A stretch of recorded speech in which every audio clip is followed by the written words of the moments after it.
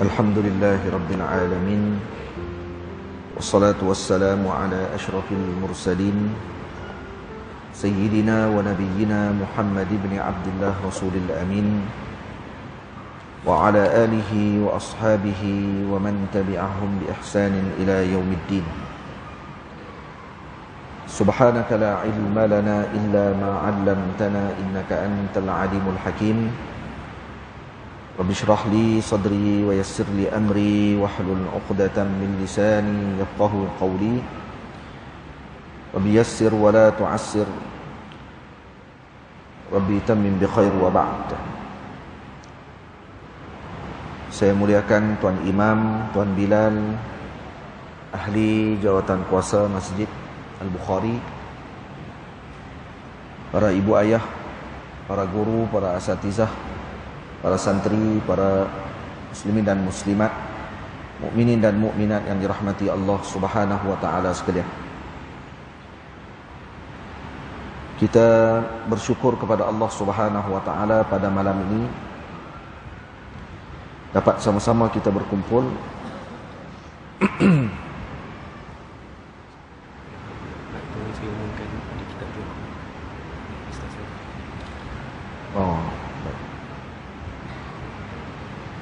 mantap.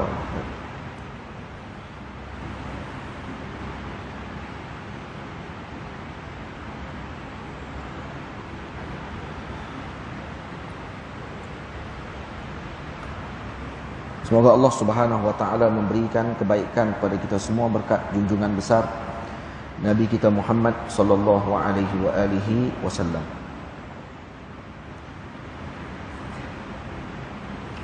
Hadirin yang dirahmati Allah Subhanahu wa taala sekalian, kitab yang kita akan pelajari pada malam ini jadualnya macam mana?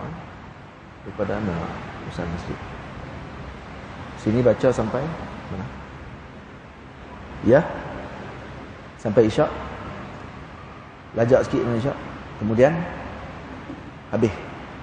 Oh, jadi sampai itulah. Maksudnya sampai pukul 9 lah. Boleh? Baik, tak apa. Jadi kita akan baca dulu. Dengar tak? Dengar. Kita akan baca dulu kitab yang pertama, iaitu Mursyiduz Zuwar ila Ziyaratil Akhyar. Dan yang kedua kita akan baca kitab Amdadul Fayyadah fi Tarjamatil Ibanati wal Ifadah fi Ahkamil Haid wal Nifasi wal Istihadah. Pertama kita akan baca kitab warna biru ni, iaitu adab menziarahi para salihin, para awliya Allah Subhanahu wa taala. Kemudian kita akan baca kitab yang kedua. Kitab ini kita dah baca di masjid ini beberapa tahun yang dulu. Jadi kita ulang balik baca kitab ini kerana masalah haid dan nifas dan istihadah ni adalah masalah yang awisah dipanggil, atau masalah yang sukar dan susah, memerlukan kepada syarahan dan juga pengajian yang berkali-kali. Nanti kita akan sebutkan. Jadi kita baca kitab ni sikit, kemudian kitab ni sikit kita baca, dan sekadar masa yang ada, esok kita akan sambung pada pengajian yang seterusnya. Kemudian kitab ada di bawah. Nah, kitab ada di bawah. Kalau yang tidak ada kitab, boleh dapatkan di bawah. Ada dua kawasan, sana sebelah satu, bawah sebelah sana satu. Baik. Bismillahirrahmanirrahim. Kita mulakan pengajian bagi kitab yang pertama, iaitu Mursyiduz Zuwar ila Ziyaratil Akhyar. Bismillahirrahmanirrahim. Muqaddimah. Di kitab ni ada dua bahagian, yang Jawi dan juga Rumi. Bahagian Jawi di bahagian sebelah kiri ke kanan. Manakala bahagian Jawi itu bahagian Rumi. Bahagian Jawi daripada kanan ke kiri. Dia ada dua-dua kitab dalam satu kitab yang sama. Jadi yang tak boleh baca Jawi, Rumi pun ada sekali, tapi dalam sebuah kitab ni lah, sama, satu. Boleh dapat dua-dua sekali, insyaAllah. Bismillahirrahmanirrahim. Alhamdulillahi Rabbil Alamin. Wassalatu wassalamu ala ashrafil mursalin Sayyidina Muhammadin Nabiyyil Amin, al-mab'uthi rahmatan lil alamin, wa ala alihi wa ashabihi wa man tabi'ahum bi ihsanin ila yaumiddin wa ba'd. Menziarahi para salihin sama ada yang masih hidup atau yang telah wafat mempunyai adab yang perlu diraikan oleh para penziarah. Sekarang selepas PKP ini, khususnya di negara kita, ramai yang menjalankan ziarah, melawat para ulama, para awliya, para salihin yang mereka berbaik sangka dengan para hamba Allah tersebut. Lalu mereka menziarahi dan pergi melawat di pondok, di tempat ataupun di rumah orang soleh tersebut.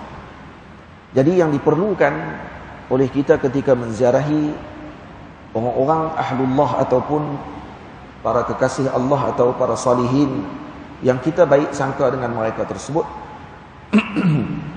maka perlu bagi kita meraihkan adab-adab. Dan di sini saya sertakan dalam kitab ini sebagai panduan agar kita dapat menjadikan ianya pedoman ketika mana kita menziarahi orang-orang saleh, menziarahi para ulama, sama ada yang masih hidup ataupun yang telah wafat. Kemudian dalam ini saya sebutkan ini bagi memastikan agar ziarah tersebut dicatat penerimaan di sisi Allah Ta'ala. Karena natijah daripada ziarah itu kita inginkan faedahnya. Faedahnya adalah riqqatul qulub, akan melembutkan hati kita. Karena di antara ubat hati adalah menziarahi orang-orang saleh, bersama dan bersuhbah dengan orang saleh. Maka kita dituntut untuk melawat dan juga menziarahi mereka bersama dengan adab. Bukan hanya menziarahi semata-mata, tetapi dengan disertai dengan adab.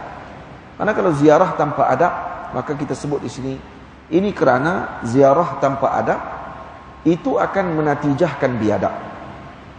Orang yang biadab tidak akan dilayan di atas permaidani hamparan, namun akan dihalau tinggal bersama binatang ternakan. Ini disebutkan oleh sebahagian ulama seperti yang disebut oleh Al-Imam Abu Ali Ad-Daqqaq radhiyallahu taala anhu. Kata beliau, tarkul adabi yujibu at-tard. Tarkul adabi yujibu at-tarda.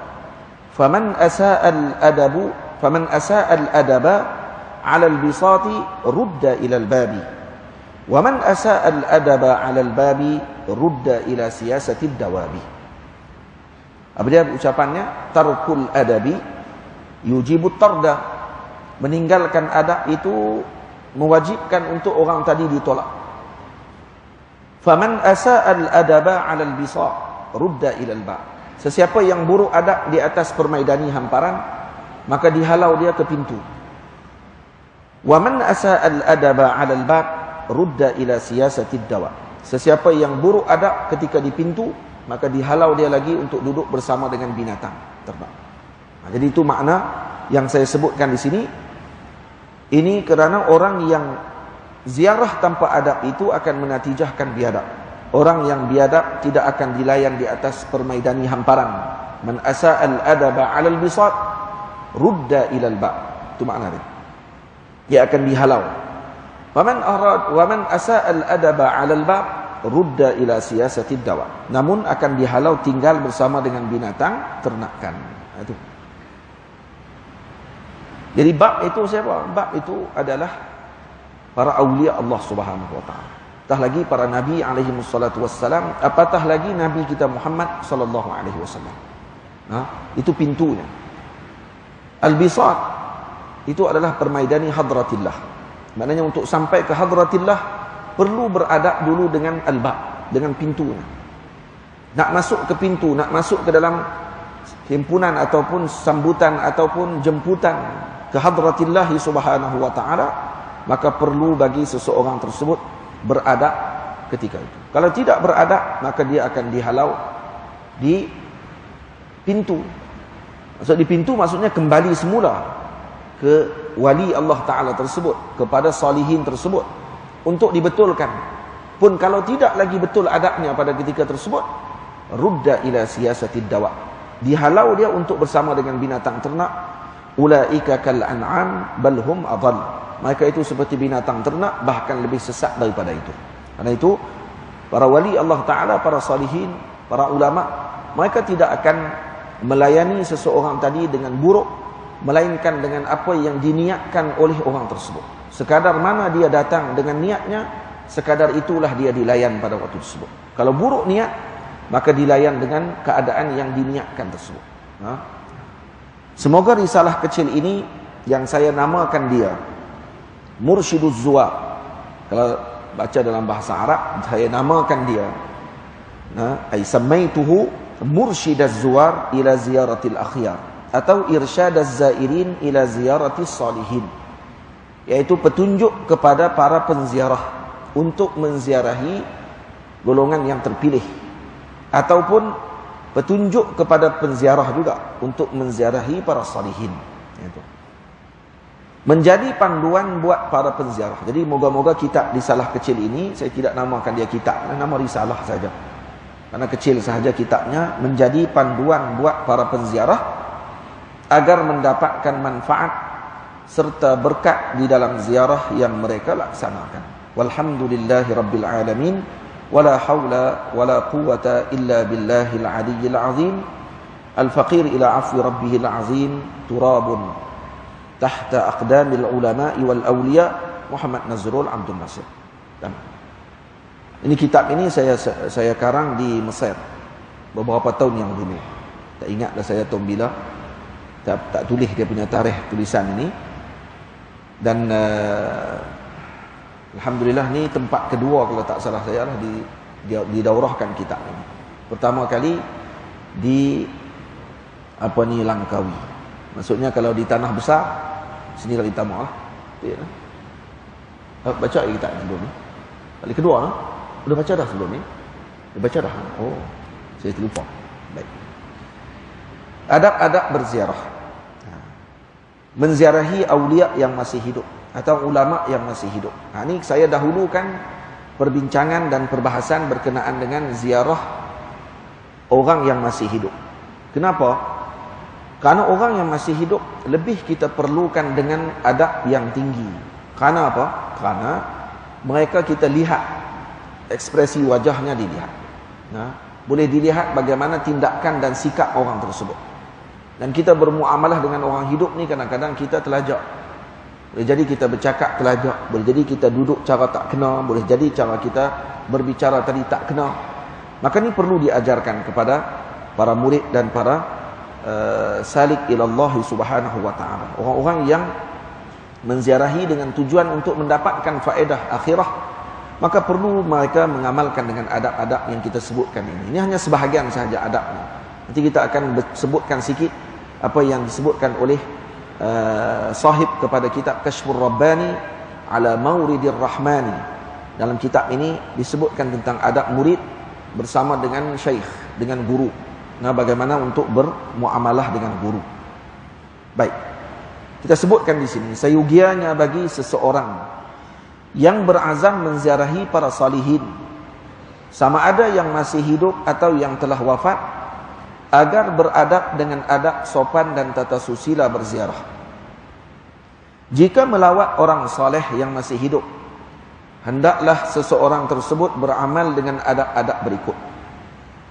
Apa dia antara adabnya? Telah berkata Al-Arifu Billah Sayyidi Ahmad Zarruq rahimahullahu ta'ala Al-Maliki, wafat pada tahun 899 Hijriyah, di dalam Syarhul Mabahithil Asliyah, kata beliau, di antara adab menziarahi serta masuk bertemu dengan para masyayikh atau fuqara di sini dengan makna sufi yang masih hidup, adalah dengan meninggalkan segala ilmunya serta menyerahkan segala isyaratnya kepada para masyayikh tersebut. Jadi maknanya ketika duduk di depan guru, hendaklah dia berdiam diri lebih banyak daripada bercakap. Jadikan halnya pada ketika tersebut al-jawab, lebih banyak dengan menjawab sahaja apa yang ditanya, bukan dia yang bercakap pada waktu tersebut. Tamam? Ini akhlaknya seorang ketika mana bersama dengan para masyayikh. Waktu Imam Junaid rahimahullahu ta'ala menyebutkan, ketika datang seorang yang ingin menjadi murid beliau, Maka dia menyebut kepada orang tersebut, izhab faqdumis sultana wa ahla hadratihi. Pergi kamu dulu, mengaji dulu, ataupun khadamkan, ataupun kamu khidmati dulu dengan sultan dan ahli hadratih. Dan kamu khidmati dengan ahli hadratihi, dengan orang yang bersama dengan sultan. Kenapa? Wa'arif marasimahum summa ta'al. Tahu dulu macam mana cara muamalah dengan mereka, kemudian baru datang bertemu dengan kami. Kata Al-Imam Junaid Al-Baghdadi radhiyallahu ta'ala anhu, disebut Sayyidut Taifah. Beliau adalah ketua para ulama sufi dan ketua para zuhad pada zaman beliau. Wali kabir, Qutbul Akhta, Al-Imam Junaid radhiyallahu anhu. Dia kata beliau apa dia? Anak murid mai jumpa dengan dia, kata dia, izhab faqdumis sultan awalan wa ahla hadratihi. Pergi kamu mengaji dulu, ataupun kamu pergi khadam dulu dengan sultan. Kenapa? Karena kalau kita bermuamalah dengan orang-orang besar, dengan sultan, dengan menteri dan seumpamanya, kita akan tahu adab pada ketika tersebut, bagaimana untuk berbicara dengan mereka, bagaimana untuk duduk dengan mereka, bagaimana untuk makan dengan mereka, tahu semua ada adab tadi. Kemudian kata Syekh, wa'arif marasimahum, tahu macam mana sikap dan juga tindakan mereka ketika mana kamu bermuamalah dengan mereka. Ta'al, summa ta'al, baru datang sini bermuamalah. Kenapa? Karena para wali, para salihin itu lebih agung daripada yang disebutkan tadi. Nah, lebih sepatutnya dijaga adab. Tapi beza dengan orang kita. Orang kita dia terbalik. Dengan sultan, dengan menteri dia jaga. Dengan ulama dia tak jaga. Dia anggap macam kawan dia. Dia mai jumpa dengan alim, ya macam-macam kan, ada orang kan. Boleh selfie tak dia kata. Selfie boleh. Cuba dengan sultan, selfie. Sultan lah, raja muda mungkin boleh. Tapi cuba sultan. Sultan Abdul Halim, Sultan Salahuddin. Mereka Tuanku Sultan, abang kata, tuanku, boleh saya selfie? Kira kalau boleh selfie itu kira kemah. Sultan pun layan lah. Kenapa? Kerana ini nampak sangat awam. Tahu sangat dah. Ni orang tak tahu. Tak tahu marasim. Tidak tahu macam mana bermuamalah dengan sultan. Tapi dia aulia, para ulama, mereka ini bukan sombong. Bukan sombong maknanya, tapi tahu bagaimana untuk bermuamalah dengan mereka dan tahu bagaimana untuk kita duduk di depan mereka bagi mendapatkan manfaat. InsyaAllah dapat manfaat dengan cara macam tu pun dapat manfaat, tapi tidak seperti mana seorang murid yang datang duduk dengan guru tadi dengan suasana ataupun adab yang luar biasa. Sebab tu disebutkan lagi oleh Al-Imam Junaid, kata beliau, man jalasa hadhihi ta'ifata thumma lam yata'addab ma'aha. Sesiapa yang duduk bersama dengan kelompok ini, yakni para salihin ini, kemudian tidak beradab dengan mereka, salaballahu minhu nural iman, akan ditarik kepada mereka cahaya iman. Berapa ramai orang yang duduk dengan awliya, mereka biadab dengan mereka tersebut, kemudian dihalau, kemudian datang dalam hati mereka perasaan kata, ini orang sombong, ini orang, dia terlupa dia yang biadab pada waktu tersebut. Maka salaballahu nural iman, ditarik daripadanya nur iman tersebut daripada hatinya. Disebut lagi dalam riwayat Imam Junaid, man jalasa ma'ahum wa naza'ahum fi syai'in yatahaqqaquna bih fi anfusihim yuqafu alaihi min su'il qatimah, na'udzubillah min zalik. Sesiapa yang duduk bersama dengan awliya dan salihin, kemudian bertengkar dengan mereka dengan apa yang telah yatahaqqaquna fi anfusihim, yang Allah berikan makrifah dengan pada ketika tersebut untuk memberikan nasihat kepada orang tadi, kemudian dia ingkar dengan apa yang telah diberikan pandangan dan panduan oleh wali Allah Ta'ala tersebut, yuqafu alaihi min su'il qatimah, dibimbangi padanya dengan pengakhiran yang buruk, na'udzubillah min zalik. Dan ini berlaku sungguh seperti mana yang kita lihat depan mata kita kepada orang-orang yang biadab dengan para awliya dan salihin. Tamam. Sebab tu murid ini kena melazimi adab zahir dan batinnya dengan awliya Allah Ta'ala. Ini jangan kita sebut kata ini mengajar orang ta'assub dengan ulama. Hadza syai' akhar. Ini bukan benda yang kita ini bukan ta'assub ini. Ini panggil tamassuk. Berpegang kuat dengan dengan apa yang dianjurkan oleh Nabi kita Muhammad sallallahu alaihi wasallam. Karena para ulama, para aulia, para salihin adalah pewarisnya Nabi kita Muhammad sallallahu alaihi wasallam. Disebabkan kerana mereka ini pewaris Nabi, maka beradab dengan mereka seperti mana beradab dengan para nabi alaihi wassalatu wassalam. Jadi sebab tu orang yang tidak melazimi adab tadi seperti mana yang telah disebutkan oleh para ulama dalam kitab-kitab mereka, yang kalau kita baca, kita akan terkejut tengok berapa banyaknya benda kita tak amal. Ketika mana bersama dengan para guru, para masyayikh, para alim ulama dalam majlis mereka, ketika mana berada dengan mereka, ketika makan dengan mereka dan seumpamanya, maka kita akan jadi nampak bahawa banyaknya perkara yang kita masih tidak laksanakan ketika mana bersama dengan para guru, para ulama dan para masyayikh. Jadi sebab tu antaranya apa dia? Kita sebut tadi, janganlah sesekali dia mendakwa bahawa dirinya berilmu. Ketika datang jumpa dengan alim, pertama, jangan sembang banyak. Biar dia yang bercakap. Sebaiknya macam itu. Kecuali dia yang minta untuk kita bercakap. Bagi terangkan dari mana datang. Maksudnya lebih kepada al-jawab. Lebih kepada menjawab kepada soalan yang ditanya. Bukan kita mensyarahkan ketika itu di depan guru.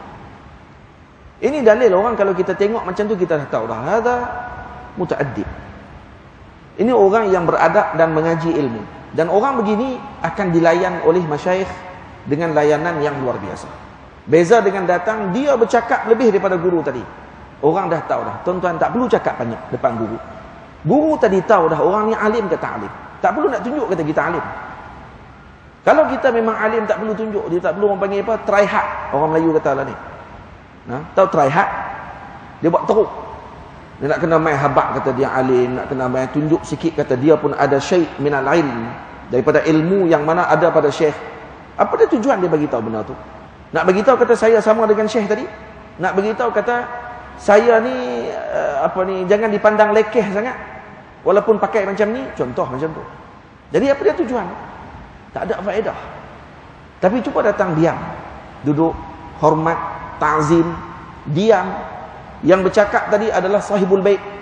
Yang bercakap tu adalah orang yang kita lawati. InsyaAllah itu akan lebih dihormati, itu akan lebih dimuliakan, itu akan lebih mendapatkan panduan dan juga tempat dalam hati orang soleh tadi. Sakat kita ada orang soleh dalam hati itu biasa. Tapi kalau kita ada dalam hati orang soleh tersebut, itu yang luar biasa. Kita nak kita duduk dalam hati dia. Kalau dia ada dalam hati kita, itu biasa. Memang kita kasih dengan orang soleh. Tapi kalau orang soleh ada kita dalam hati dia, maknanya dia ada kasih kepada kita dengan sebab adab yang kita tunjukkan, maka insya-Allah akan diberikan dengan nikmat dan kebaikan setelah itu. Tapi orang Melayu kita ni khususnya sangat berat dengan masalah tersebut. Berat, dia rasa ego lagi ketika mana nak buat baik dengan para guru masyayikh, dia masih lagi ada ego yang tinggi. Kecuali orang yang mempelajari dan juga bersuhbah dengan guru yang banyak dan juga lama masanya, barulah dia akan melazimi dengan adab tadi dengan sungguh-sungguh. Janganlah sesekali dia mendakwa bahawa dirinya berilmu serta tidak memandang bahawa dirinya itu termasuk orang-orang yang berilmu ketika bersama dengan para masyayikh tersebut. Itu. Ketika duduk dengan para guru, jangan duk rasa diri kita ni alim, walaupun kita lebih alim betul sungguh hakikah daripada guru tersebut. Tapi ketika kita lawak dia, jangan rasa alim. Tinggal ilmu tu di luar. Maksudnya pecat pakaian ilmu tersebut. Pecat sifat kita tadi yang kita menganggap bahawa kita berilmu. Karena orang yang menganggap dirinya berilmu pada waktu itu, maka dia hakikatnya jahil pada waktu itu. Maka kerana orang jahil pada waktu itu akan dilayan seperti mana juhala. Seperti orang-orang jahil. Bahkan hendaklah dia menganggap bahawa ilmu para masyayikh dan fuqara itu lebih sempurna daripada ilmunya. Ini kerana dia memerlukan kepada tunjuk ajar dan ilmu mereka. Adab ini perlu dilaksanakan walaupun secara zahirnya dia lebih berilmu daripada orang soleh yang diziarahinya. Walau zahirnya dia lebih alim, dia lebih reti hukum hakam. Tapi ketika mana menziarahi orang soleh tersebut, hendaklah dia menganggap dirinya tidak punya apa-apa. Ini kerana yang dinilai pada ketika itu adalah hakikah, bukan secara zahirnya. Jadi hakikahnya ketika itu Allah telah mengangkat wali tersebut. Jadi kena muliakan orang tadi seperti mana yang telah ditetapkan oleh Allah Subhanahu wa taala. Sebab tu di antara tengok yang disebutkan oleh sahib kepada Kashfur Rabbani an Mawridir Rahmani, pengarangnya Al-Imam Al-Allamah Al-Syekh Ahmad Tahir Al-Hamidi radhiyallahu anhu min ulama'il Azhar Syarif, ulama Azhar Syarif yang dulu. Kata beliau, yajibu 'alal muridi an yulazima al-adaba ma'a syaikhihi zahiran wa batina, fala yadkhulu 'alayhi illa mutatahhira zahiran bit-taharati syar'iyyah, batinan bit-taubati min kulli dhanbin. Ini cara nak masuk jumpa dengan para guru. Yang pertama, bersihkan dirinya zahir dan batin. Zahirnya dengan cara berwuduk dengan wuduk syar'iyyah, wuduk yang kita ambil. Jadi nak jumpa dengan ulama kena wuduk dulu. Yang kedua, mensucikan batin dengan bertaubat daripada segala dosa. Tujuannya untuk apa? Liyadkhula hadratahu ala taharatin kamilah, untuk masuk bertemu dengan hadratis syuyukh, hadrah syekh tadi, di depan guru tersebut dengan keadaan suci yang sempurna, zahir dan batin. Wa idza kana mahalluhu ba'idan 'anil syaikhi fala yajtami'u bihi illa bi niyyati ziyarah. Baik, kalau kata dia tempat dia jauh daripada guru tersebut, maka janganlah berkumpul dengan guru tadi melainkan dengan niat ziarah. Baik, bila niat ziarah, kata Imam Al-Hamidi, dia kata apa? Wala yatruku 'alaihi baba khalwatih idza kana fiha. Kalau guru tadi dalam khulwah, sedang duduk bersendirian dalam bilik untuk dia khulwat, bilik suluk tu, jangan mai ketuk pintu bilik itu, kata Syekh. Kata Imam Hamidi, jangan ketuk pintu. Cara dia buat macam mana? Bal yadhkurullaha jahran, bahkan berzikir di depan bilik tadi dengan kuat. Subhanallah, subhanallah, subhanallah. Beritahu kata ada orang kat luar. Nah, Allahu akbar, Allahu akbar. Tak payah ketuk pintu. Buat dengan zikir yang kuat, untuk bagi tahu kata dia ada kat luar. Fa idza sami'ahu wa amarahu bid-dukhul, kalau guru yang duduk dalam khulwah tadi tahu kata ada murid di luarnya, maka kalau dia izin masuk, masuk. Kalau tidak, insarif. Baliklah rumah kamu. Tak perlu kata kami mai jauh-jauh, buka pintu pun tak. Tak kira lah. Tak mau pun kita mai rumah orang. Kalau dah bagi salam 3 kali. Jadi kata Syekh ni, jangan bagi salam. Karena bagi salam nanti wajib jawab kalau dia dengar. Tak? Jadi kena zikir. Tu adab. Zikir depan tu bagi tahu kata, oh ada kat luar. Macam tu. Dan wala yatakallamu bihadratihi illa jawaba. Tengok. Jangan bercakap di depan guru illa jawaba, melainkan dengan jawab sahaja. Kalau dia tanya, jawab. Wa idza takallama qafadha sautahu. Kalau bercakap pula, rendahkan suara. Tamam? Rendahkan suara. Wal yutriq bi ra'sihi idza jalasa indah. Dan tundukkan kepala kalau duduk di depan guru. Jadi masuk rumah guru, perhati habis semua. Oi, banyak gambar. Oi, kitab apa ni? Oi, kitab ni tak ada lagi kat rumah saya. Tamam? Yang ni pula tengok pula, oi, kapet beli kat mana? Ni meja ni nak ambil mana ni meja ni? Tak ada. Lepas tu balik ada faedah, tak ada faedah apa. Tamam? Tapi cuba beramai tengok dengan adab ni. Pergi ke rumah para masyayikh, tundukkan pandangan. Rendahkan suara kita. Tidak bercakap melainkan jawab sahaja. Melainkan guru tadi bagi izin ataupun minta izin dulu. Ya tuan guru, kami nak minta izin sikit, nak bagi tahu kami ni daripada mana.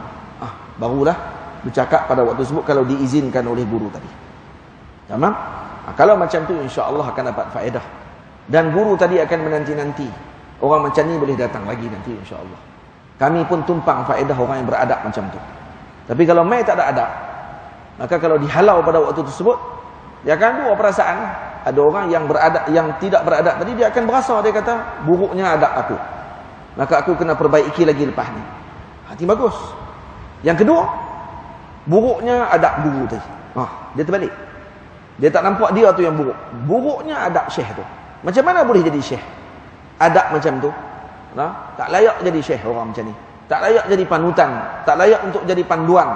Dia terlupa. Dia yang buruk adab pada waktu tersebut menyebabkan guru tadi melayani dia dengan sedemikian. Karena buruk akhlak dan buruk niat dia pada waktu tersebut datang. Maka kemudian nak dilayan seperti mana para raja.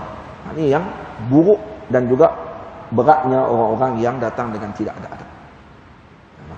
Dan kemudian Al-Imam Zarruq rahimahullah juga mengatakan bahawa di antara perkara yang sangat ajaib yang aku dapati daripada sebahagian orang bahawa mereka menziarahi ahlul kamal, yakni para ulama sufi, dengan tujuan untuk mengambil manfaat daripada mereka, namun sebaliknya dia pula yang memanjangkan perbicaraan di dalam ilmu hakikah di depan para ahli hakikah tersebut. Ini yang berlaku.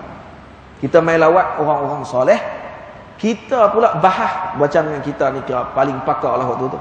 Dan memang kita ada pengetahuan pun. Contohnya kita dah baca dah kita dah pernah ikut dah orang panggil apa, suluk dan seumpamanya. Tapi kalau ikut suluk tidak ada adab, natijahnya akan jadi buruk selepas itu. Kalau orang ikut suluk biasanya dia akan ada adab. Dia tak akan cerita rahsia-rahsia yang dia nampak ketika suluk, melainkan kepada gurunya dan kepada yang perlu untuk dia ceritakan.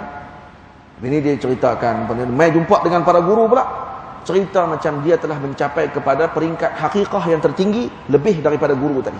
Tak kira lah guru tadi sampai ke peringkat dia ataupun tidak, tapi itu dalil kepada buruknya adab. Jadi orang yang macam ni, kata Imam Zarruq, mereka menyangka dengan mengucapkan sedemikian akan menambahkan kecintaan para ahli hakikah tersebut kepada mereka. Dia ingat kalau dia cerita macam tu, dia bawa keluar ilmu dia, maka alim yang dia hadir tadi, yang dia pergi jawab tu, akan kasih dengan dia, akan cinta dengan dia. Maka kata Imam Zarruq, saya tidak pasti adakah perbuatan tersebut dilakukan kerana menyangka bahawa para ulama tersebut tidak tahu apa yang dia ketahui. Ini buruk ni. Bila dia cakap macam tu, kita Imam Zarruq, saya tak pasti dia kenapa cakap macam tu. Kemungkinan kerana dia menyangka yang mendengar tadi tidak tahu macam dia tahu, maka sebab tu dia cerita. Satu. Atau tujuannya untuk mendapatkan kecintaan para ulama tersebut. Atau yang kedua, kerana nak dapatkan kecintaan. Ini comel sikit lah daripada hak tadi. Hak tadi kata tak tahu terus. Yang kedua, untuk mendapatkan kecintaan, maka dia kata saya kena cakap macam dia juga, moga-moga akan dicintai. Atau semata-mata mempamerkan kepada para ahli hakikah tersebut bahawa dia juga punya zauq dan kefahaman. Dia pun ada rasa juga. Bukan alim soleh tadi saja ada rasa zauq, saya juga lahu zauq. Indi zauq, kata dia. Saya ada zauq, saya juga ada perasaan, saya juga ada faham macam mana syekh faham. Bukan syekh seorang je faham. Oh, kemah macam ni. Kalau macam ni, macam mana keadaan dia? Kesemua ini, kata Imam Zarruq, adalah kebodohan, kejahilan. Semoga Allah Ta'ala melindungi kita daripada bersikap sedemikian. Tengok.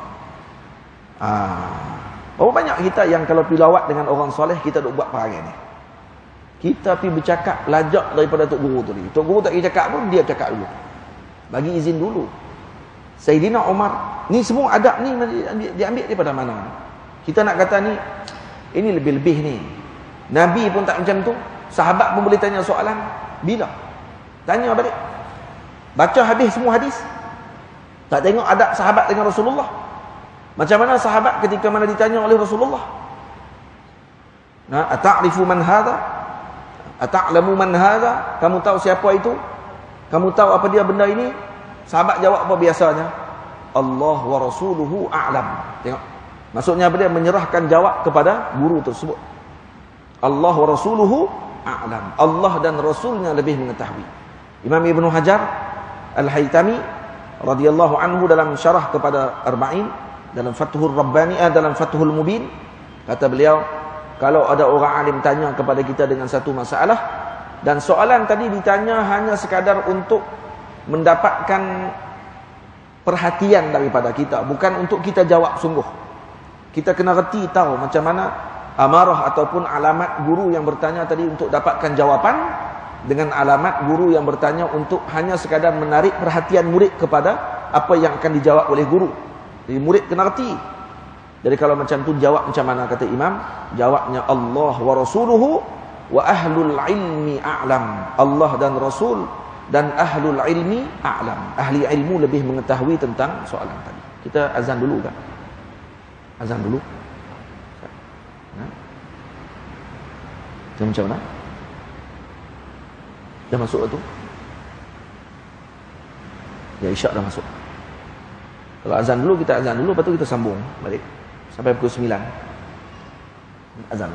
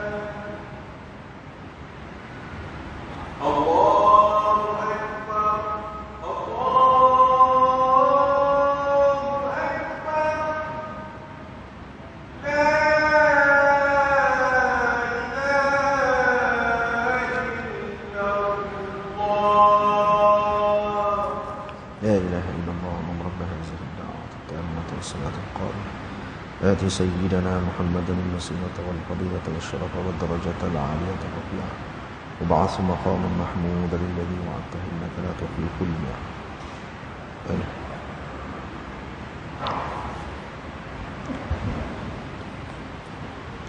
Nah tu hadirin yang dirahmati Allah, salah satu daripada adab kita dengan para guru, kata Al-Imam Al-Hamidi radhiyallahu anhu, wala ya'taridu alaihi fi syai'in walau khalafa zahiruh zahir syariah. Kalau baca ni, masya-Allah. Jangan i'tirad dengan guru kita walaupun zahirnya nampak seakan-akan bercanggah dengan zahir syariah. Itu dia. Fa inna syaikha qad yaqa'u minhu al-makru bil murid li su'i adabin waqa'a minhu fayuzhiru lahu umuran yahsulu lahu biha an-nufrah. Kemungkinan sebahagian guru, sebahagian alim soleh ini melakukan perkara yang nampak pada zahirnya bercanggah dengan syariat untuk menjauhkan murid tadi daripada dirinya. Tapi ini bukan untuk bagi peluang kepada orang yang mendakwa sebagai guru untuk buat benda tak elok. Sekadar semata-mata lagi dia akan bagi tahu, kata tak, sebab saya buat macam tu untuk nak bagi kamu tidak dekat dengan saya. Jangan macam tu, bukan dia. Ini orang yang mutamasyih, maksudnya yang pura-pura jadi syekh, pura-pura jadi guru, padahal dia bukan guru yang sebenar pun. Tapi kalau kata guru ini memang guru murabbi, alim rabbani, ma'ruf di sisi ahlullah, bahawa dia adalah wali min awliyaillahi subhanahu wa ta'ala, kemudian tiba-tiba kita pergi dan melihat dia melakukan sesuatu yang bercanggah. Pada zahir syariat kita nampak kata macam bercanggah. Maka tanggung itu adalah sebagai ujian kepada kita sebenarnya. Ujian kepada murid tersebut. Ini pernah berlaku kata Imam. Nah, ini kitab ulama Azhar yang tulis ni. Ditulis dalam kitab ni kata, ada seorang alim datang seorang murid kepadanya untuk menjadi muridnya. Lalu dia ingin melihat adakah murid ini orang yang bagus ataupun tidak akhlaknya. Maka dia kata kepada anak perempuannya, syekh ni kata kepada anak perempuannya, ilbasi ahsana thiyabiki wa tatayyabi wa ta'ali ila al-khulwah. Kata dia kepada anak perempuannya, kamu pakai pakaian yang cantik, kamu perhiaskan diri kamu, pakai minyak wangi, kemudian nanti datang kepada aku waktu di khulwah. Waktu datang tu. Wa qala li syakhsin akhar, kemudian sebut pula ke anak murid dia seorang lagi. Kata dia, izhab ila fulanin wa'tini bi jarrati minal khamr. Tolong kamu pergi kat seorang ni, tolong ambil satu bekas arak dekat aku. Wa qala li akhar, kata seorang murid lagi pula, dia kata kat murid seorang lagi, i'tini bi fakihatin, tolong bawa mai dengan buah. Wa kullu zalika wal muriduna yanzurun. Dan bila dia sebut macam tu, anak-anak murid pakai duk tengok ni. Hai, macam mana ni? Fataghayyarat qulubuhum, bertukar hati mereka pada waktu tersebut. Jadi yang datang tadi mungkin rombongan. Bila mai tengok keadaan tu, semua nak jadi anak murid kepada guru ni. Tapi bila tengok tok guru tengah duduk dalam bilik, tiba-tiba masuk seorang perempuan cantik dalam bilik tersebut. Dia tak tahu tu anak dia. Dia suruh anak dia berhias dengan cantik macam tu untuk masuk tengok. Dan orang yang tengok daripada luar kata, "Hai, tok guru pun macam tu juga." Lepas tu nampak bekas arak pula. Nampak pula pada waktu tersebut dengan suasana macam itu, maka berubahlah hati para murid yang datang dan yang sarifuna, semuanya berpaling dan balik. Kata ni orang yang tidak ikut syariat, kita tak boleh ikut dengan dia. Kecuali murid tadi, pemuda tadi seorang-seorang dia duduk tunggu.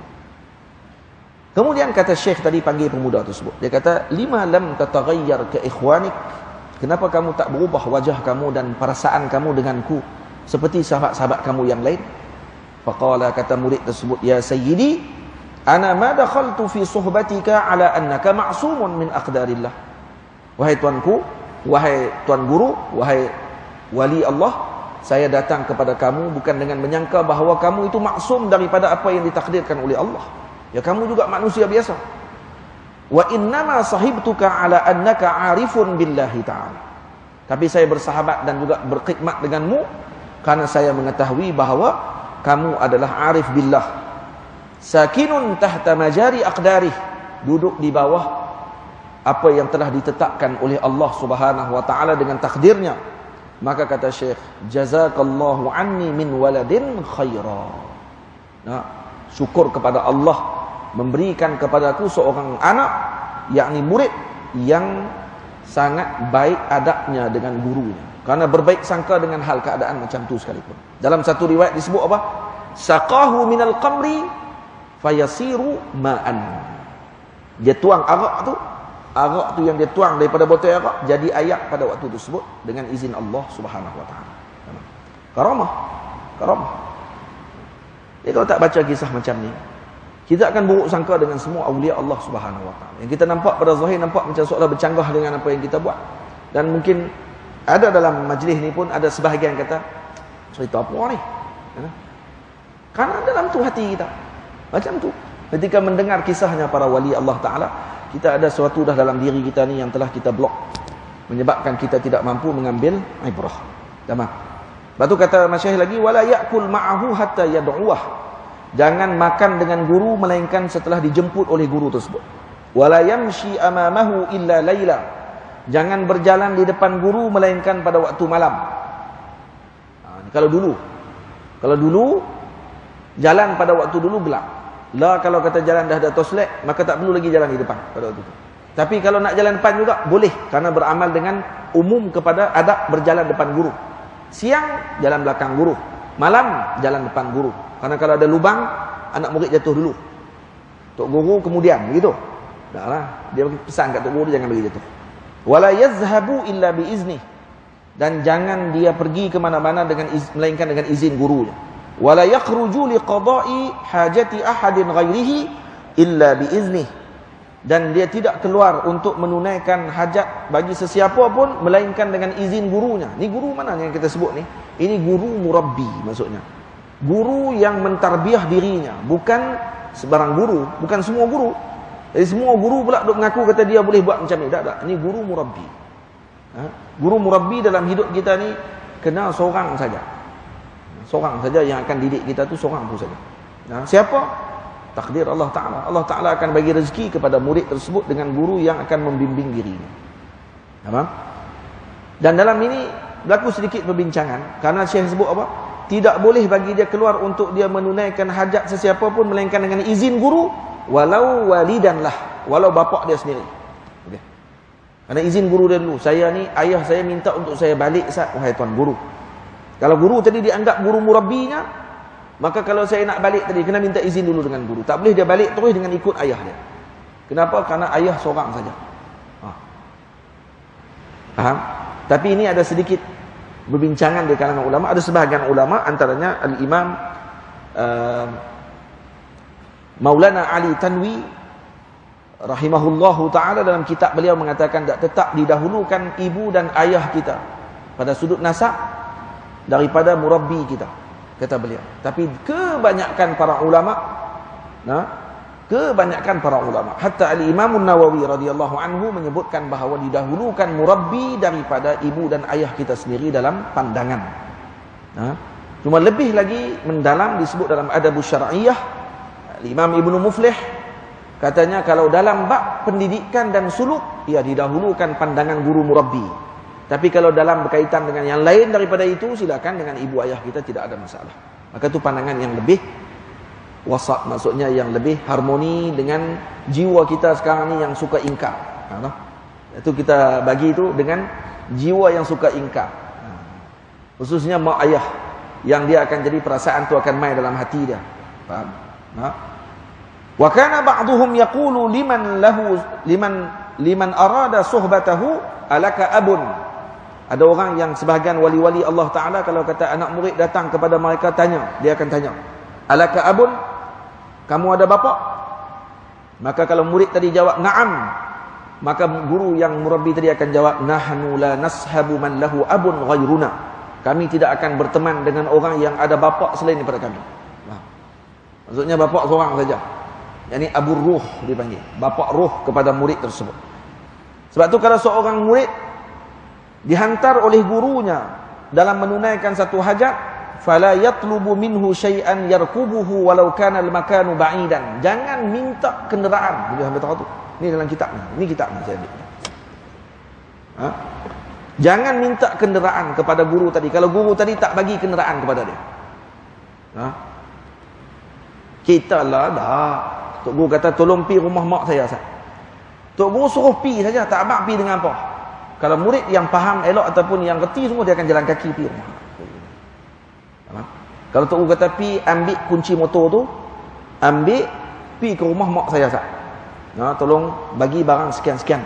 Tolong pergi ke tempat fulan. Tolong ambil sekian-sekian barang. Maka barulah ambil motor pada waktu tu.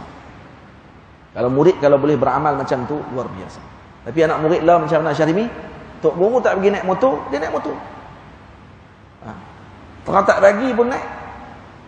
Tu tak payah suruh. Faham? Bukan Syarimi lah. Dia lah kan.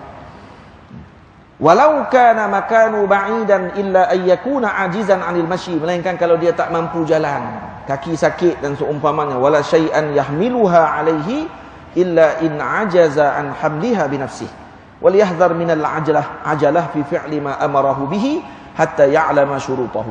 Hendaklah kamu tidak orang panggil apa? Tergopoh-gapoh dalam melaksanakan apa yang telah diarahkan oleh guru, sehinggalah kamu mengetahui syarat guru tersebut. Tamam?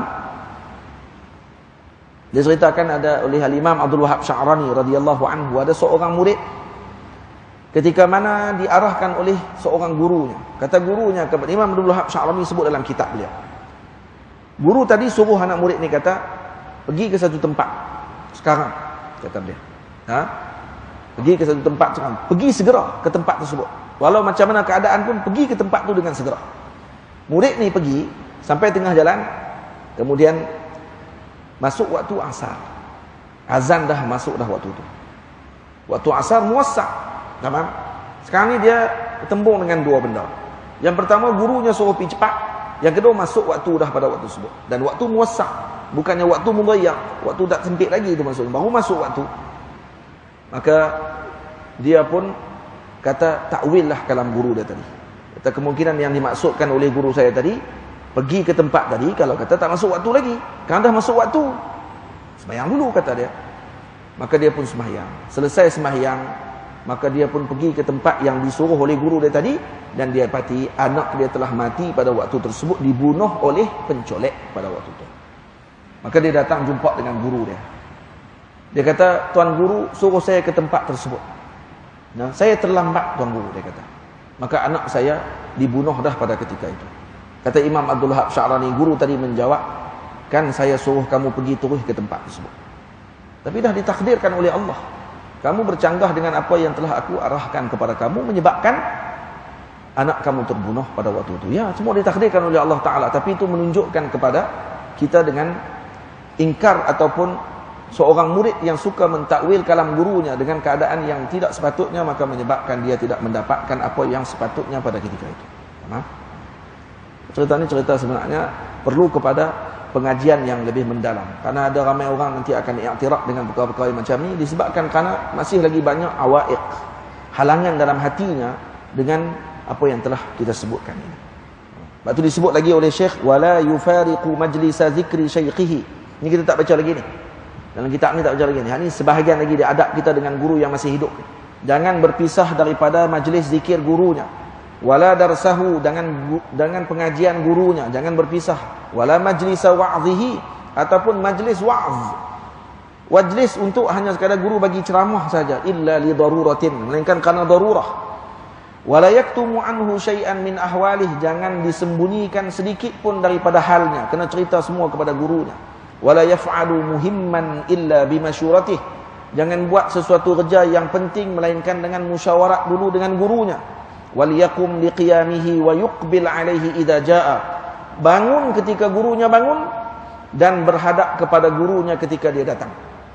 Wala yuwallihi dhahrah, jangan diberi belakangnya kepada gurunya, jangan bagi belakang kepada guru. Bal yaqumu muwajihan lahu hatta yatawara, bahkan hendaklah dia berdiri menghadap gurunya sehinggalah guru tadi yang berpaling daripada dirinya. Wala yaq'udu wala yatarabba' bihadratihi illa biiznih, jangan duduk bersila depan guru melainkan dengan izin guru. Bal yajlisu mustawfizan kajulusil 'abdi baina yadayi sayyidih, bahkan hendaklah dia duduk dalam keadaan duduk seperti orang yang hendak bangun, ataupun contoh duduk seperti mana duduk orang yang tidak itmi'nan, bukan duduk yang tenang. Duduk seakan dia nak bangun dah selepas ni, kalau diarahkan oleh guru bangun seketika tu juga dia akan bangun. Seperti duduk antara dua sujud antaranya. Tamam? Wala yaq'udu baina yadayhi biqamisin wahidin illa an yakuna laysa lahu ghairuh. Wala yata'awwalu kalamah. Tengok, jangan duduk di depan guru biqamisin wahidin, dengan baju yang satu sahaja. Illa an yakuna laysa lahu ghairuh, maksudnya jangan baju tak lengkap. Kena duduk depan guru dengan baju yang lengkap. Dan juga wala yata'awwal kalamahu, jangan ditakwil kalam guru. Tu yang tadi saya cerita tadi. Bal yahmiluhu ala zahirihi fi amrihi aw nahyihi, bahkan ditanggung arahan tadi pada zahir dan pada larangan. Ada adabnya macam ni dilakukan oleh sahabat? Ya ada. Sayyidina Ali radhiyallahu taala anhu diarahkan oleh Nabi untuk melakukan satu urusan. Kemudian beliau melaksanakan urusan tersebut kerana Nabi kata selesaikan urusan tersebut. Mahmakan, macam mana keadaan sekalipun. Maka diuruskan oleh beliau sehingga keluar waktu asar. Masuk maghrib dah. Asar tak semayang lagi. Tapi dah Nabi suruh pada waktu tersebut, maka kata beliau, saya kena buat benda tadi. Tamam. Balik jumpa dengan Nabi. Maghrib dah masuk. Katanya, ya Rasulullah, saya telah selesaikan urusan tersebut, tetapi saya terlepas solat asar disebabkan kerana melaksanakan arahan Nabi SAW. Maka Nabi angkat tangan doa. Ya Allah, wahai matahari, kembalikan kamu sekejap untuk diberikan masa kepada Sayyidina Ali. Matahari naik balik waktu itu juga. Mukjizat kepada Nabi, karamah kepada Sayyidina Ali. Naik balik matahari, sembahyang 4 rakaat, jatuh balik waktu itu juga. Faham? Yang ni kenapa? Karena beradab dengan arahannya Nabi kita Muhammad sallallahu alaihi wasallam. Disebabkan karena beradab macam tu, maka Allah Taala menunjukkan dia dengan sesuatu yang luar biasa. Tapi kalau kata ditunjukkan yang luar biasa tapi tidak ada adab, maka tidak ada guna juga. Seperti mana Bani Israel diperlihatkan dengan perkara luar biasa yang berbagai-bagai. Turun makanan daripada langit, belah laut depan mata, macam-macam peristiwa dilihat oleh mereka, tapi tidak beradab dengan Nabi Allah Musa alaihissalam, menyebabkan mereka dihalau daripada mendapatkan kebaikan pada ketika itu. Boleh faham? Maksud beza di antara dua perkara tersebut. Ada lagi perkara yang perlu diambil perhatian, wala yata'u biqadamihi ala sajjadatih. Jangan dipijak dengan kakinya di atas sejadah gurunya. Kalau sejadah tu untuk guru punya, jangan pijak kaki di atas sejadah tersebut. Wala yanamu ala wisadatih. Jangan tidur di atas tempat hamparan gurunya. Wala yalbasu saubah. Dan tidak dipakai baju gurunya. Sedangkan guru yang hadiahkan baju tadi. Wala yusabbihu fi sabhatih. Jangan guna tasbih gurunya. Tengok tasbih dia tak bawa, tok guru sangkut tasbih itu hak tok guru punya, dia pergi ambil itu buat tasbih dia. Tak boleh. Tak ada adab. Wala yamshi fi na'lih. Jangan pakai kasut dengan kasut gurunya. Keluar masjid tengok kasut tak ada, kasut tok guru ada. Seluk dulu. Pergi jalur lagi kita bagi balik kata dia. Lagi hebat bawa balik terus kasut tu. Itu lebih hebat. Wala yataradda biridaih. Jangan pakai ridak gurunya. Ridak guru duk sangkut dalam pondok. Dia tengok-tengok tok guru tak ada ni. Ambil tak? Illa litabarruk. Kecuali untuk tabarruk. Dia nak ambil untuk tabarruk ni, yang tabarrukan dengan guru. Maka dia ambil dengan tujuan tadi, hadza yajuz. Boleh, tapi dengan adab. Dengan beradab. Wa idza wahaba lahu syai'an min dzalika falyuzhir tawqirah. Kalau dihadiahkan oleh guru dengan sesuatu, zahirkan tauqir, ta'zim kita dengan hadiah guru kita walau kecil. Walau kecil. Wal yajtahid fi nafsihi an yakuna ala akhlaqi syekh min al-ahwali wad-din wan-nadhafati adh-dhahirah wal-batinah. Naklah dia bersungguh-sungguh menyamai gurunya ataupun nak meniru gurunya pada akhlak gurunya, pada halnya, pada din agamanya, pada kebersihan zahir dan batinnya. Li'alla yusi'al adaba ma'a dhalika syai' alladhi kana min malbusi syaikhi wa la yaf'al ma'siyatan wa huwa labisuh. Naklah dia jaga waktu ketika diberi hadiah. Contohnya tok guru bagi hadiah dekat dia ni kain ridak. Nah, ambil ridak ni hadiah pada kamu. Maka dia pun ambil ridak tadi sebagai hadiah. Maka hendaklah dia menjaga seperti mana guru dia tadi menjaga perkara tersebut. Tamam? Jadi jangan dipakai ketika melakukan maksiat. Maksudnya jangan buat maksiat. Bukan jangan dipakai untuk buat maksiat. Jadi waktu tu kalau buat maksiat tinggal ni tepi dulu, buat maksiat dulu. Dan tu maksudnya.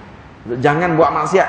Nah, kemudian pakai dengan keadaan yang diredai oleh Allah Subhanahu wa taala. Tamam. Kemudian disebut lagi wala yu'tihi li ahadin walau a'tahu fihi ma a'tah. Jangan diberi kepada orang dengan apa yang dihadiahkan oleh guru kepada kita. Iz rubbama yakunu syaikhu tawalahu fihi sirra. Kemungkinan guru tadi telah meninggalkan sir rahsianya dalam pakaian tersebut atau hadiah tadi diserah kepada kita dengan rahsianya tersebut. Kemudian kita serah ke orang. Maka ini akan menghilangkan sir tadi daripada kita. Faham? Wa rubbama jama'a lahu fi akhlaqir rijal. Kama tawa Rasulullah sallallahu alaihi wasallam al-hifdha li Abi Hurairah fi ridaihi alladhi amarahu an yabsutahu wa yadhummahu ilaihi fama nasiya ba'da dhalika syai'a. Ada bukti? Ya, ada bukti. Pakaian yang diberi oleh Nabi kepada Sayyidina Abi Hurairah fihi sir. Rida yang Nabi minta kepada Sayyidina Abi Hurairah. Sayyidina Abi Hurairah datang kepada Nabi, ya Rasulullah, mengadu kepada Nabi tentang buruk ingatan beliau dan beliau ingin mengingati semua apa yang disebut oleh Nabi tapi tidak mampu. Nabi kata, hati ridak, bawa mai ridak kamu. Diambil ridak, diambil oleh Nabi dengan sesuatu, diletakkan dalam ridak tadi.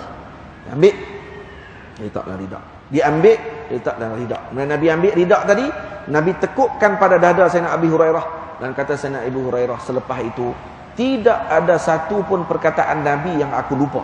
Maknanya apa dia? Ada pakaian yang diletakkan dengan sir? Ada. Tu Nabi buat.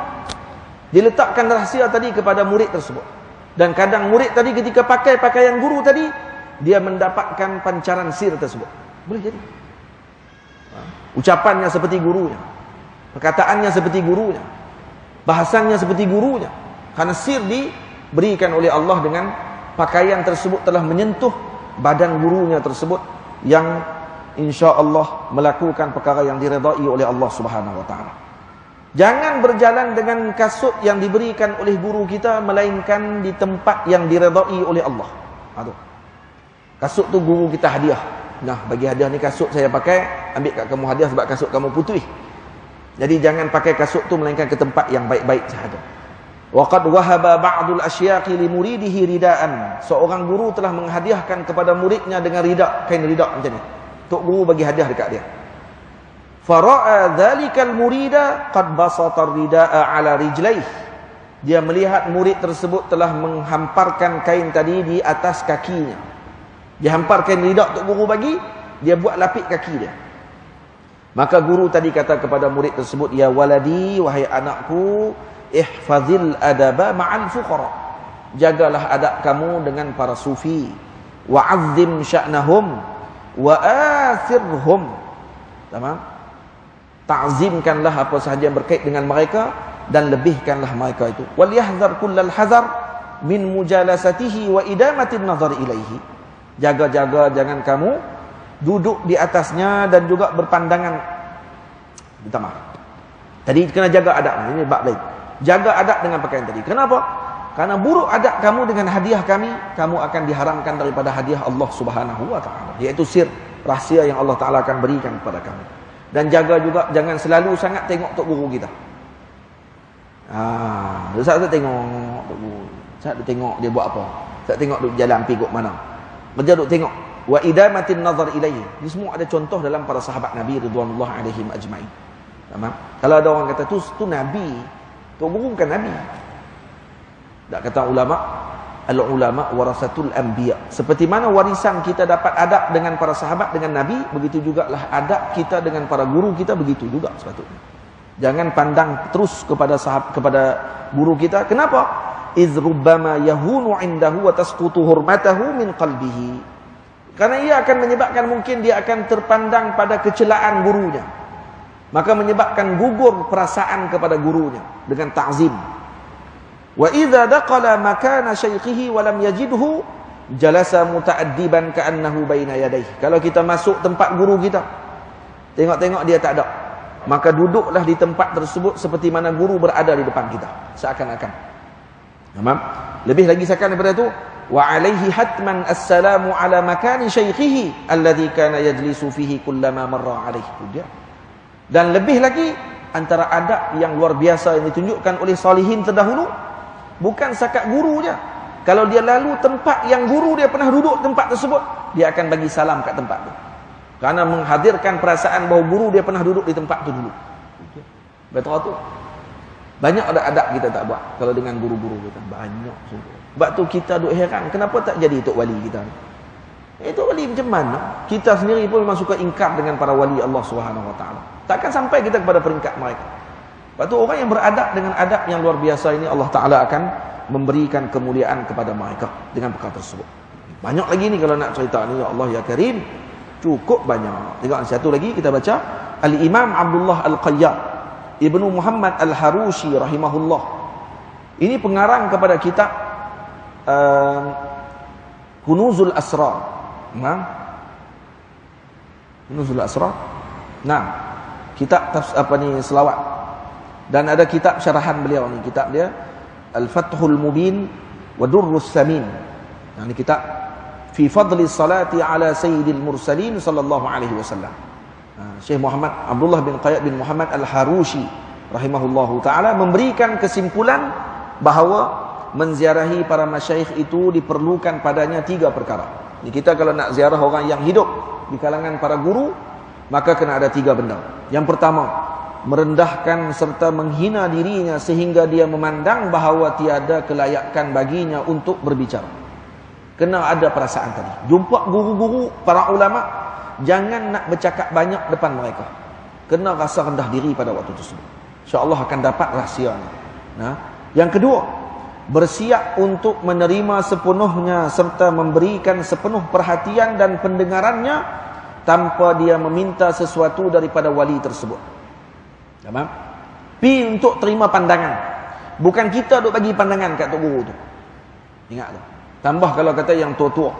Kita pula lebih bagi pandangan kat dia. Ni tak cerdik orang panggil. Kalau kita ni muda, pergi jumpa orang tua. Kalau orang tua mai jumpa guru muda, sama juga keadaan dia. Kena diam je waktu tu. Tak perlu duk bagi pandangan-pandangan. Karena ni akan buruk adab. Kalau lain kalau kata dia datang dan minta pandangan tersebut. Faham? Tapi kalau kita nak pergi, saya nak bagi pandangan sikit ni. Nah, bagi orang tua lah, nak bagi pandangan lah. Ini orang tak ada hormat, tidak ada adab. Kecuali diminta oleh orang tersebut untuk diberikan pandangan kepadanya. Barulah dia bersedia untuk bagi tadi, pun dengan adab juga pada waktu tersebut. Menzahirkan keperluannya terhadap segala ilmu para ahli hakikat. Cuba tengok Sayyidina Abu Bakar radhiyallahu taala anhu, ketika mana Fathu Makkah, ayah kepada Sayyidina Abu Bakar, Abu Quhafah. Abu Quhafah ayah kepada Sayyidina Abu Bakar radhiyallahu taala anhu. Sayyidina Abu Quhafah matanya buta, tua. Dan dia masuk Islam ketika mana Fathu Makkah. Jadi waktu ketika mana beliau nak datang, Nabi dah buang dah mighfar, topi perang Nabi diletakkan. Maka Sayyidina Abu Bakar datang bawa ayah beliau bertemu dengan Rasulullah sallallahu alaihi wasallam. Bakmai datang jumpa dengan Nabi untuk masuk Islam. Maka kata Nabi apa dia? Baginda Rasul mengatakan, alangkah eloknya kalau kamu bagi tahu kepada kami, wahai Abu Bakar.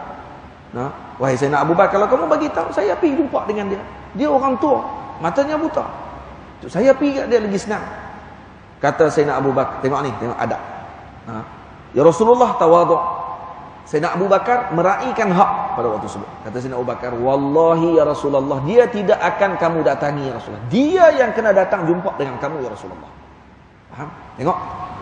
Bukan dia yang kamu datangi ya Rasulullah. Bukan dia yang kamu kena pergi jumpa.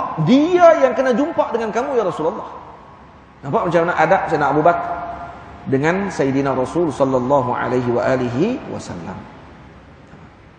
Menzahirkan yang ketiga apa dia? Menzahirkan keperluannya terhadap segala ilmu para ahli hakikah tersebut dengan bertanya perkara yang sepatutnya atau dengan kata kiasan yang jelas dalam meminta petunjuk daripada mereka. Jadi kalau kata ni, kita tunjukkan, kita inginkan panduan daripada mereka. Jangan tunjuk malal. Ada ramai orang pergi jumpa dengan para guru, para masyayikh, depan guru tu main handset. Kita tengah duk pergi bersembang ni, bawa rombongan pi, tapi dia duk main handset tak tutup. Waktu guru tadi tengah duk bercakap, masih lagi sibuk dengan dia punya urusan dan juga sebagainya. Maka ni akan mendatangkan dengan buruk adab dan kemungkinan akan diharamkan daripada berkat dalam majlis tersebut. Ada orang yang mungkin dia marah, ada guru mungkin dia terus terang, sebut terus macam tu. Dan ada guru yang dia pendam dalam hati dia, dan tu lebih berat sebenarnya. Dan tu lebih akan menyebabkan jadi buruk pengakibat kepada orang yang buruk adab sedemikian. Waktu kena beringat sungguh-sungguh kita nak melawat. Kenapa kita pergi lawat? Kerana kita nak ada hubungan. Kenapa kita kasih dengan mereka? Kerana kita tahu dan kita berbaik sangka bahawa mereka ni ada kedudukan di sisi Allah Subhanahu wa ta'ala. Kerana itu kita pergi sambung hubungan dengan mereka. Tapi kalau kita tidak beradab pada waktu tersebut dengan mereka, seakan-akan kita tidak mengiktiraf pada waktu tersebut dengan kedudukan tersebut.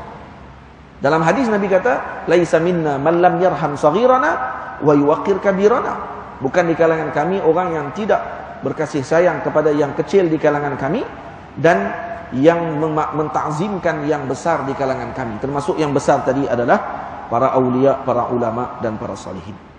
Bukan hanya besar pada sudut umur sahaja. Mengapa para ulama sangat beradab di hadapan para guru mereka? Sehingga kita melihat mereka langsung tidak berbicara melainkan dengan izin daripada gurunya. Tu tengok. Kenapa mereka beradab macam tu sekali? Dan kita kadang-kadang melihat bukan ulama sahaja.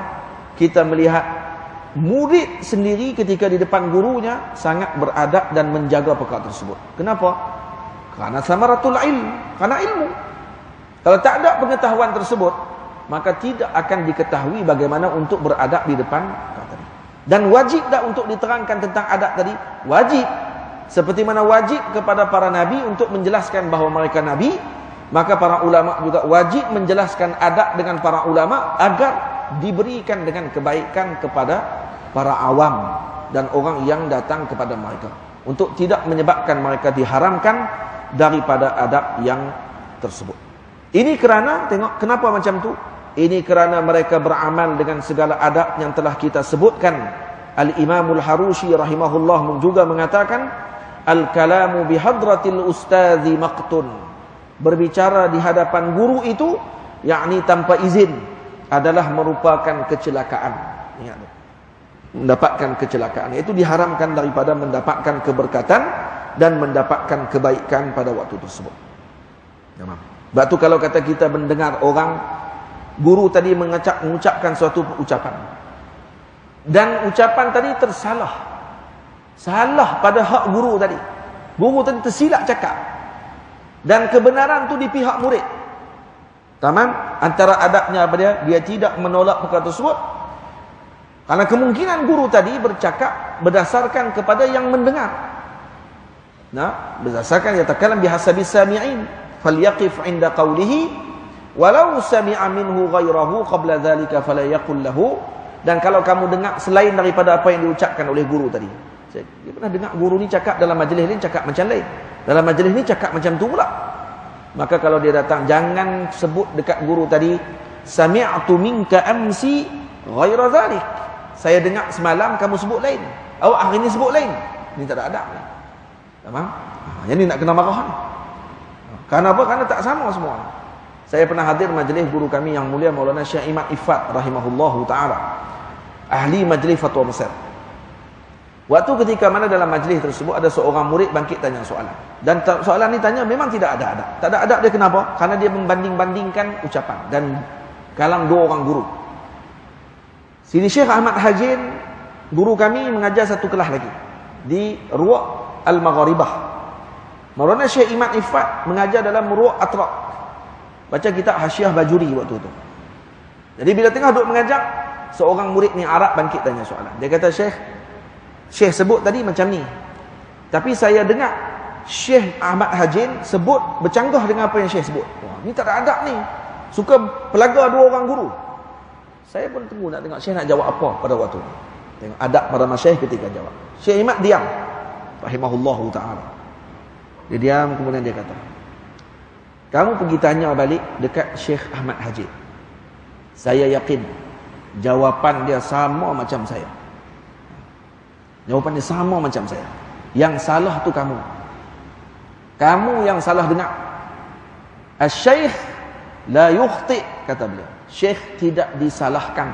Yang salah tu murid yang salah dengar, bukan guru yang salah cakap. Tengok, diajar adab ketika tu dengan guru agar tidak disalahkan guru dengan segera. Sebab tu para guru kena ambil berat tentang masalah. Ketika mana ada seorang guru lagi yang memang diiktiraf ilmunya, tersalah dalam bicaranya, contoh, dan juga seorang lagi daripada guru yang diiktiraf ilmunya, ketika kita tanya, jangan guru yang kedua ini menyebarkan untuk kita mengurangkan hormat dengan guru yang satu lagi. Kalau itu ilmunya memang diiktiraf sungguh, bukan dakwa mendakwa. Tak. Kalau dia dakwa mendakwa, ya kena guru tadi kena maklum, ini pendakwa sahaja. Ini bukan alim yang betul pun. Faham? Tapi kalau kata guru tadi, guru yang memang sebenar dan ucapan yang mungkin tersalah, kenapa boleh jadi salah kepada ulama dengan ucapan mereka kadang dengan masalah yang ringkas, biasa saja tapi salah. Kata masyayikh, kerana banyaknya masalah dalam kepala mereka, sebab tu kadang terjawab salah. Sebab banyak sangat masalah dalam kepala. Kita ni kenapa masalah tu kita kata kita tahu? Kerana hak tu je kita tahu. Boleh? Hak tu je kita tahu pun. Tok guru tadi masalah macam-macam dalam kepala dia. Kita ada 3 masalah, dia ada 3,000 masalah dalam kepala dia. Maka kemungkinan tersalah dalam jawapan tu biasa. Walaupun dengan soalan yang biasa. Tamam? Kita kata soalan ni saya pun boleh jawab. Macam mana dia boleh salah? Kerana banyaknya masalah dalam kepala dia. Berbeza dengan kamu yang hanya ada hak tu saja dalam kepala kamu, menyebabkan kamu boleh jawab soalan tersebut. Tamam? Dan kalau tersalah pun oleh para guru, kata Ibnul Qayyim jawab apa dia kata?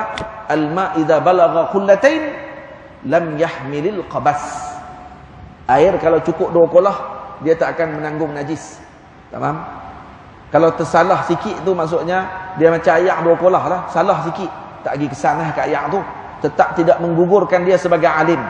Tapi kita ayak tak apa nak banyak, masuk najis pula silap, lingkup terus ayak-ayak tu kali dengan kita kali. Faham? Macam tu bandingan gambaran orang alim dengan orang yang biasa dan kemudian baru mengaji dan kemudian baru mengaku nak jadi tu alim. Kena ingat betul-betul. Jadi bila saya tengok macam tu suasana dan juga keadaan, maka tu mengajar kita dengan adab bagaimana bermuamalah dengan perkara yang kita tidak pasti. Dan kalau kata guru tadi bercakap satu lagi, macam mana guru nak jawab, dan murid macam mana ketika mendengar kalam gurunya. Tanggung kata dia mungkin silap dengar. Dan kalaupun dia nak tanya juga, maka dia tanya, Tuan Guru, bagaimana dengan pandangan begini? Dan bagi isyarat seolah dia yang mengucapkan ucapan tersebut. Jangan sebut Tok Guru yang sebut macam tu itu. Jangan macam tu. Sebut macam kita yang sebut benda tadi. Dan guru yang bijaksana, dia akan faham dengan isyarat tersebut. Dia akan tahu kata rupanya dia nak kata kat aku lah tu. Tapi dengan adab tadi menyebabkan murid tadi akan dihargai oleh guru tersebut. Maka tu kena jaga adab kita. Kalau jaga adab kita dengan baik, insya-Allah kita akan dapat kemuliaan pada ketika itu. Tengok. Hari ni kita baca satu kitab ni ajalah. Esok pun kita baca kitab ni. Buat gaya macam tu lah. No? Kitab ni lagi tebal. Masalah hukum pula. lagi sakan. Baik. Semoga Allah Ta'ala mengurniakan kepada kita adab yang agung. Berkat Nabi yang agung, Sayyidina Muhammad sallallahu alaihi wasallam. Disunatkan juga kepada kita meminta agar orang saleh tersebut mendoakan kebaikan dan kesejahteraan kepada kita di dunia dan akhirat. Tengok. Jadi kita kadang kalau jumpa dengan para guru, minta dia doakan kita. Tapi ada adab satu lagi yang lebih halus. Adab ni halus macam mana? Kalau kita jumpa dengan guru, kita bagi hadiah kepada guru tersebut. Kalau tu bagi hadiah, kesebagian ulama kata waktu bagi hadiah, minta doa. Kata bagi hadiah kat guru ni, kata ni saya nak hadiah dekat tuan guru dengan kitab ini sekian, saya bagi kitab. Ini hadiah kat tuan guru. Beli basbusah ataupun manisan, saya hadiah kepada tuan guru. Minta tuan guru doakan anak saya, kami keluarga kami dijaga oleh Allah, jadikan anak-anak saya orang soleh dan seumpamanya. Ni orang panggil apa ni? Kira bagi, kena ambil balik lah. Jadi tak bagi saja, dia kena bagi dan kemudian adalah balasan balik, iaitu doa. Lebih agung daripada tu, bagi sahaja tanpa minta apa-apa. Itu lagi sangat. Ini hadiah pada tuan guru. Itu zakat tu. Tak ada. Tolong doakan. Boleh doa, tak ada masalah. Tu pun adab juga tu. Adab juga, tak ada masalah. Tapi lagi sakan lagi, bagi saja, tak minta apa. Tak minta doa, tak minta apa lagi sakan. Boleh? Itu lagi sakan. Ada seorang murid ni, dalam kitab ni disebut, kata, kalau datang jumpa guru, nak tanya pandangan kepada guru, contohnya dia cerita mimpi dia dekat tok guru dia. Bila dia main-main jumpa dekat tok guru dia, dia cerita mimpi dia. Bila cerita mimpi, tok guru tak balas apa. Balik. Tok Sodok minta pandangan. Kalau disuruh, suruh cerita saja. Disuruh kepada dia cerita. Semalam saya tuan guru mimpi sekian. Tok guru diam, tak kata apa. Jadi itu, tak perlu. Apa dia maksud dia tuan guru? Dalam ni sebut dalam tu. Disebut dalam ni kata, jangan tanya kepada guru tadi. Kalau tok guru tadi jawab, maka jawab. Kalau tidak, insarif. Tengok dia kata sini. Kata Syekh kata apa? Fa in ajabahu wa illa qabbala yadahu wa ansaraf. Jadi idza aradat lahu haditsatun aw ru'ya falyadhkurha lahu wa yaskut wa la yatlub minhu raddal jawab. Kalau kita datang satu mimpi ataupun ada peristiwa yang berlaku kepada kita, maka disebutkan kepada guru kita tersebut dan diam. Jangan dituntut kepadanya untuk menjawab soalan kita tersebut. Fa in ajabahu, kalau dia jawab alhamdulillah, wa illa qabbil yadahu atau qabbala yadahu, cium tangannya, wan saraf, dan kemudian berpaling balik daripada majlis tersebut. Wal yu'rid aidan biqalbihi 'anil jawab li alla yakuna shaykhuhu mahkuman 'alaihi, dan kena berpaling hatinya daripada inginkan jawapan tersebut. Biar tidak ada jawapan apa. Guru tak mau jawab, silakan, tak ada masalah apa. Jangan paksa pada waktu tersebut. Disunatkan juga kepada kita meminta agar orang soleh tersebut mendoakan kebaikan dan kesejahteraan kepada kita di dunia dan akhirat. Telah dinyatakan dalam kitab Al-Hisnul Hasin Al-Kabir. Siapa karang kitab ini? Al-Imam Muhammad ibni Muhammad Syamsuddin Al-Ma'ruf ibn Al-Jazari radhiyallahu ta'ala anhu. Imam Ibn Al-Jazari. Imam Ibn Al-Jazari ini sahib kepada kitab Matan Jazariyah.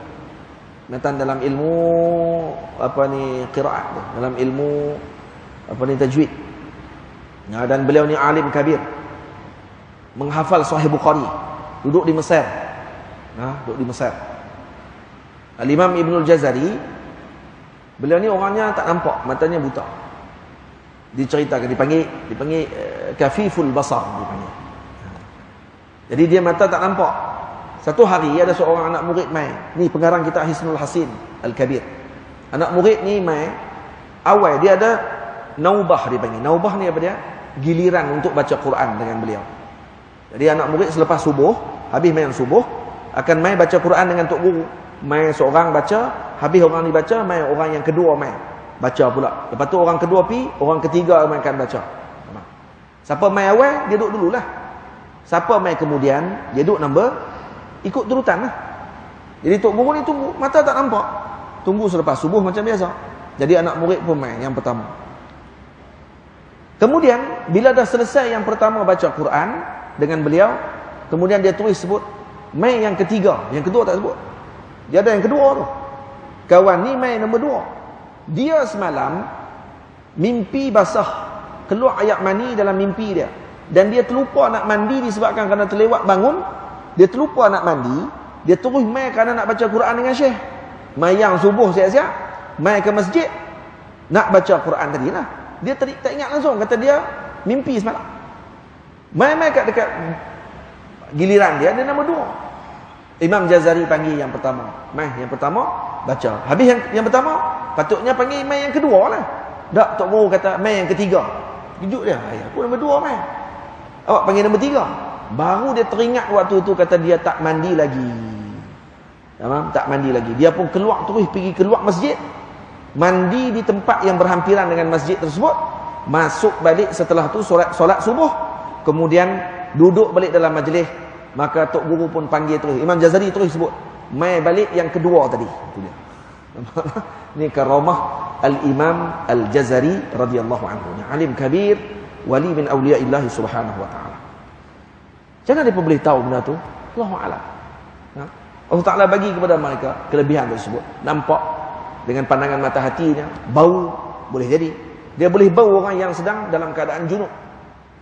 Orang yang dalam keadaan hadas besar, dia boleh bau, atau dia nampak, atau dia macam mana dengan apa yang telah dianugerahkan oleh Allah kepada mereka. Kata Imam Al-Jazari dalam kitabnya Hisnul Hasin Al-Kabir, disunatkan bagi seseorang tersebut memohon doa daripada orang-orang yang mulia, walaupun yang meminta tersebut lebih mulia daripada yang diminta mendoakannya. Seperti mana yang berlaku kepada Nabi kita Muhammad sallallahu alaihi wasallam. Ini berdasarkan akhlak baginda sallallahu alaihi wasallam yang telah meminta agar Sayyiduna Umar radhiyallahu anhu mendoakannya ketika beliau ingin bermusafir melaksanakan umrah. Ini akhlaknya baginda Rasul. Nabi lebih mulia ya daripada semua makhluk Allah Ta'ala. Pun begitu Nabi minta untuk Sayyidina Umar mendoakan beliau. Tengok apa kata Sayyidina Umar. Hadis ini disebutkan oleh Imam Abi Dawud daripada Sayyidina Umar radhiyallahu anhu, kata beliau, istazantun nabiyya sallallahu alaihi wasallam fil umrah. Aku telah meminta izin daripada baginda Nabi untuk melaksanakan umrah. Fa adzina li, dan Nabi mengizinkan aku. Tengok, izin dulu minta untuk buat umrah. Ni ibadah kan? Ni ibadah pun minta izin dulu dengan Rasulullah. Tengok akhlak dia. Dan kemudian setelah diizinkan, wa qala, kata Nabi, la tansana ya ukhay min du'aik. Jangan dilupakan kami dalam doamu wahai saudaraku yang tercinta. Ukhay tasghir kepada akhi. Maknanya untuk apa? Menunjukkan kecintaan. Qala Umar, kata Sayyidina Umar, kalimatan ma yasurruni anna li biha ad-dunya. Tidaklah suatu yang lebih menggembirakanku dalam dunia ini, dan malah lebih daripada dunia dan isinya yang aku gembira dengan perkataan tersebut. Iaitu apa perkataan dia? Ya ukhay, wahai saudaraku yang tercinta. Dengan perkataan tersebut, dan juga dengan perkataan apa? La tansana min du'aika. Jangan melupakan kami dalam doa kamu wahai Umar. Jadi maksudnya Nabi menyebutkan perkataan tadi kepada beliau, dan kata beliau, ini lebih berharga dan lebih aku gembira daripada dunia dan isinya. Moga-moga Allah Ta'ala kurniakan kita adab. Dan ini baru sebahagian sikit. Saya sebut sikit saja di sini. Kenapa saya tulis sikit? Karena bimbang malal. Karena banyak dah kita adab cerita berkenaan tersebut. Tapi pun begitu banyak lagi yang kita tidak sebutkan. Dalam kitab ni saja, kitab ni saja ada sampai 6 line cerita beradab dengan guru sahaja. Itu tak cerita adab dengan diri sendiri, adab dengan para temannya waktu pengajian, dan seumpamanya. Memang lagi banyak, dan kemungkinan kita kalau baca balik banyaknya kita tidak laksanakan. Disebabkan itulah kita diharamkan daripada mendapatkan manfaat seperti mana yang didapatkan oleh para awliya dan salihin yang terdahulu. InsyaAllah kita akan sambung perbahasan ini pada esok malam, pada adab-adab menziarahi awliya yang telah wafat dan selainnya. InsyaAllah kita akan baca kitab ini dalam Amdadul Fayadah. Esok kita akan mula kitab ni dulu sikit, kemudian kita akan baca kitab ni, dan kemudian pada pagi hari Sabtu kita akan mula baca mungkin lebih banyak sikit daripada waktu biasa. Kalau tidak selesai juga, kita akan sambung nanti pada daurah yang akan datang insya-Allah taala. Jadi aku qouli hadza astaghfirullahal azim li wa lakum. Saya mohon ampun, mohon maaf pada ibu ayah semua. Alhamdulillah habis juga satu bab sikitlah daripada kitab ini, dan dengan masa yang sangat mencemburui.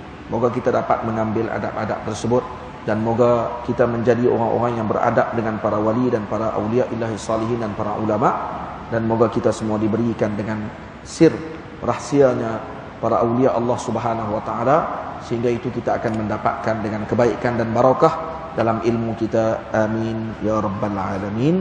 Aqulu qouli hadza astaghfirullahal azim li wa lakum. Assalamualaikum warahmatullahi wabarakatuh.